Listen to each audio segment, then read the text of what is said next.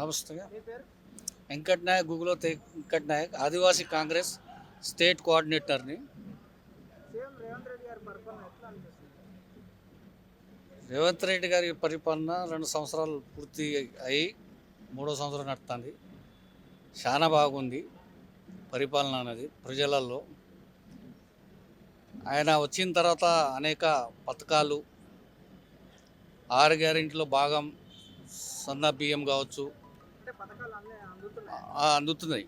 అన్ని పథకాలు ఆయన 6 గ్యారెంటీలో ఇవన్నీ పథకాలు అనేది 200 యూనిట్ కరెంటు కానీ, సన్న బియ్యం కానీ, ఫ్రీ బస్సు కానీ, రైతులకు 2 లక్షల రూపాయల రుణం మాఫీ కానీ, గ్యాసు అనేది ఫ్రీ గ్యాస్ కానీ, ఇక దాంతో పాటు అనేక పథకాలు కూడా చాలా మంచిగా ఉంది. ప్రజలలో మంచి ఇది ఉంది. మొన్న జరిగిన గ్రామ పంచాయతీ ఎలక్షన్లు కానీ, మున్సిపాలిటీ ఎలక్షన్లు కానీ భారీ మెజార్టీతోని మళ్ళా ప్రభుత్వాన్ని, కాంగ్రెస్ పార్టీని సపోర్టు చేయటం జరిగింది ప్రజలు.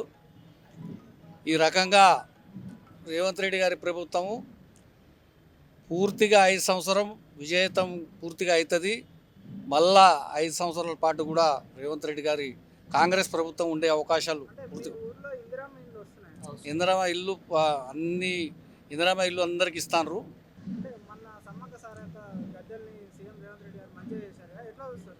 చాలా బాగా చేశారు. ఏ ప్రభుత్వం కూడా దేవుని పేరు మీద ఇంత మంచిగా చేసుడు అనేది సమ్మక్క సార జాతరలు నేను దాదాపు 30 సంవత్సరాల కానీ చూసిన ఎవరు కూడా చేయలే.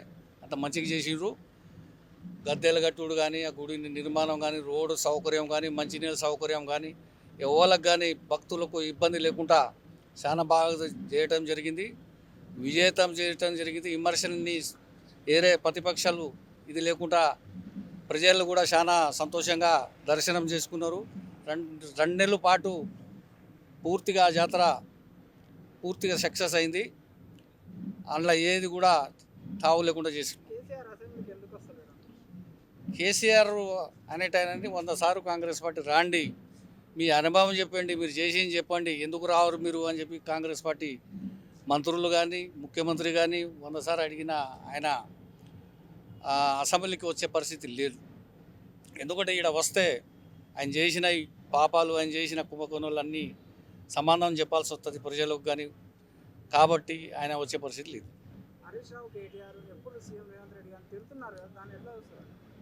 ఇప్పుడు హరీష్ రావు ఇప్పుడు ఆయన మీద ఉన్న ఆరోపణ ఆయన మీద ఉంది. ఆయన జైలుకు పోయే పరిస్థితి ఉంది, ఈయన జైలుకు పోయే పరిస్థితి ఉంది. ఇప్పుడు వాళ్ళు ఇప్పుడు ఉన్న దాంట్లో ఆయన ఏది లేదు ఈ పరిస్థితి. ఇప్పుడు దిక్కు దేశాలు లేని పరిస్థితిలో ఉన్నది. ఆయన వచ్చి బయట ఏం మాట్లాడినా కూడా ప్రజలు ఆయన నమ్మే పరిస్థితి లేదు. కొత్త పార్టీ సక్సెస్ అవుతుంది. వాళ్ళ ఇప్పుడు ఫ్యామిలీ గొడవలు అట్లా పార్టీ పెట్టే పరిస్థితి ఉంది.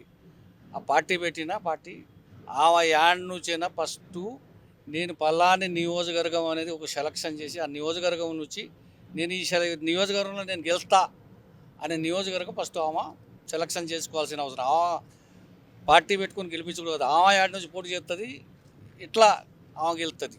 ఆ నియోజకవర్గం పేరు చెప్పాలి. రేవంత్ రెడ్డి గారి పాలనలో మీ లంబాడీలకు ఎలాంటి అభివృద్ధి జరుగుతుంది, ఎట్లా చూస్తున్నారు? లంబాడీలకు ఇప్పుడు ఆదివాసీ కానీ, గిరిజన తెగలు కానీ అందరూ కూడా ఇప్పుడు మొన్ననే ఎమ్మెల్సీ ఇవ్వటం జరిగింది. శంకర్ నాయక్ని ఎమ్మెల్సీ ఇచ్చి ఆదివాసీ కాంగ్రెస్కు స్టేట్ చైర్మన్ చేయటం జరిగింది. బెల్లయ్య నాయకు ఆదివాసీ వైస్ చైర్మన్, జాతీయ వైస్ చైర్మన్గా కొనసాగుతారు. ఇంకా మా లంబడోళ్లకు ఎమ్మెల్యేలు అయినరు. బలరాం నాయక్ ఎంపీ అయిండు. అనేక ఇది ఉన్నది. రేపు జరిగే నామినేట్ పోస్టుల్లో కూడా లంబడోళ్లకు పెద్దపీట, లంబడోళ్ళ కొయ్యలు ఈ తెగలకు పెద్దపీట వేసే అవకాశాలు అవబడుతుంది. Subscribe us and press the bell icon for more interesting updates.